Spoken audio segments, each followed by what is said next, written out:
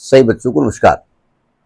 हम बात कर रहे हैं सिंगेज कोऑर्डिनेट की, जिसके चैप्टर 2 स्ट्रेट लाइन की हम बात कर रहे हैं, जिसकी कंसेप्ट एप्लीकेशन एक्सरसाइज 2.1 की हम बात कर रहे हैं। तो देखते हैं उसका नेक्स्ट क्वेश्चन। देखिए क्वेश्चन 10th क्या कहता है, 11th क्या कहता है। क्वेश्चन को ध्यान से पढ़िएगा। क्वेश्चन में दम नहीं है लेकिन बेदम भी नहीं है, ठीक है। एक सेकेंड।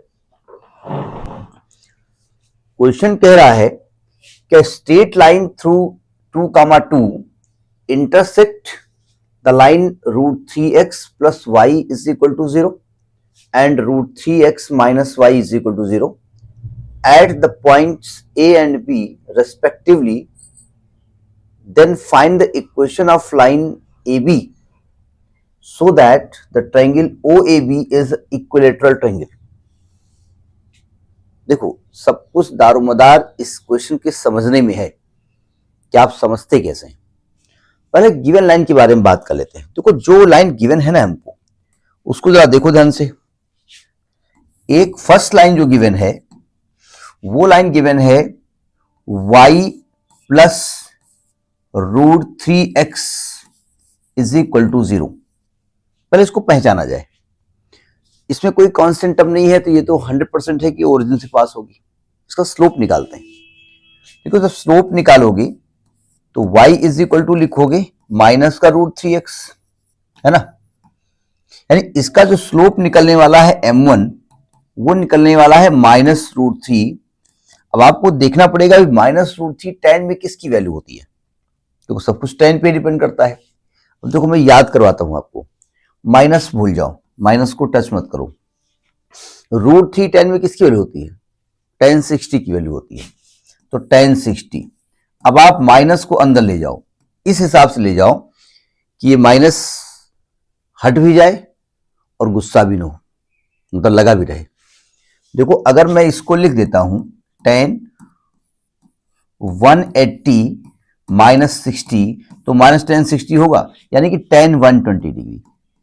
tan हम एक्चुअली निगेटिव एंगल चाहते नहीं थे, यानी कि जो पहली लाइन है वो ओरिजिन से पास हो रही है और जो उसका एक्स एक्सिस से इंक्लिनेशन है वो 120 है।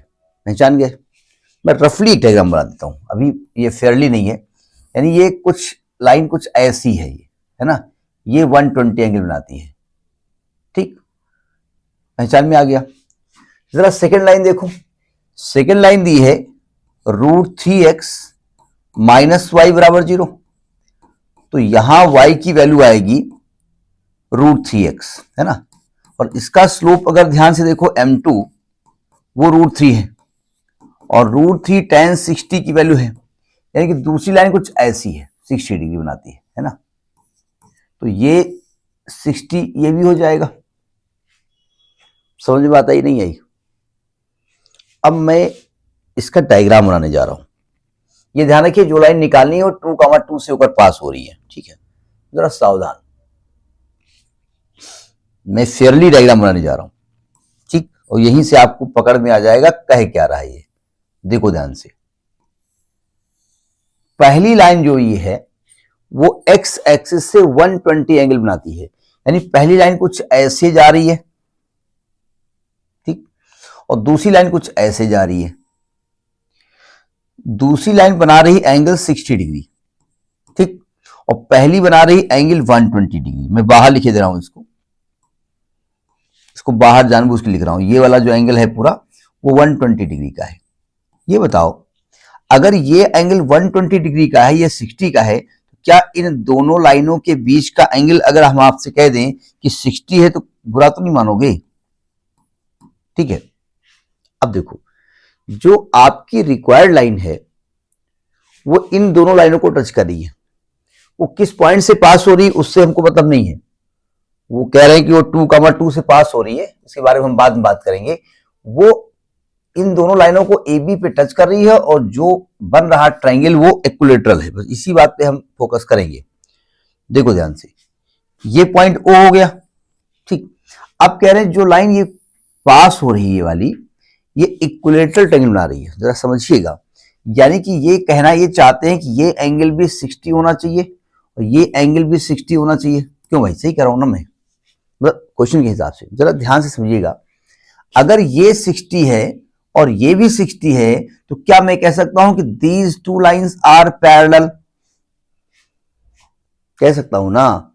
तो ये तो सिद्ध होगा कि आपकी लाइन एक्स एक्सिस के पैरेलल है। ठीक, आप लिखेंगे कि ये एक्स एक्सिस है और ये लाइन ए बी है, तो आप लिखेंगे कि a b is parallel to x axis. ठीक है। अच्छा, पास कहां से हो रही है?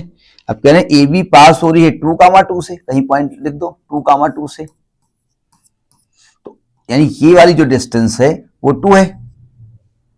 और आप जानते हैं अगर x के पैरेलल आप कोई लाइन ड्रा करते हैं और y एक्सिस के अलॉन्ग पैरेलल इक्वेशन जो है दूरी दी होती है, तो इक्वेशन ऑफ ए बी जो होता है वो y इज इक्वल टू 2 हो जाएगा।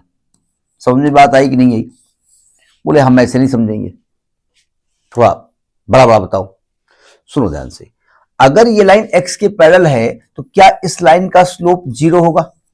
tan 0 होता है ना भाई, x के पैरेलल है तो x एक्सिस से 0 एंगल बनाएगी ना।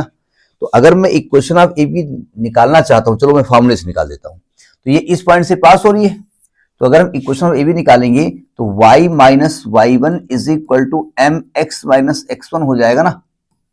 तो m इज 0 तो y माइनस 2 बराबर 0 हो जाएगा। अब तो निकल आई लाइन। तो equation parallel to x axis का वो भी तरीका होता है, ये भी तरीका होता है, वो भी तरीका अडॉप्ट कर लीजिए।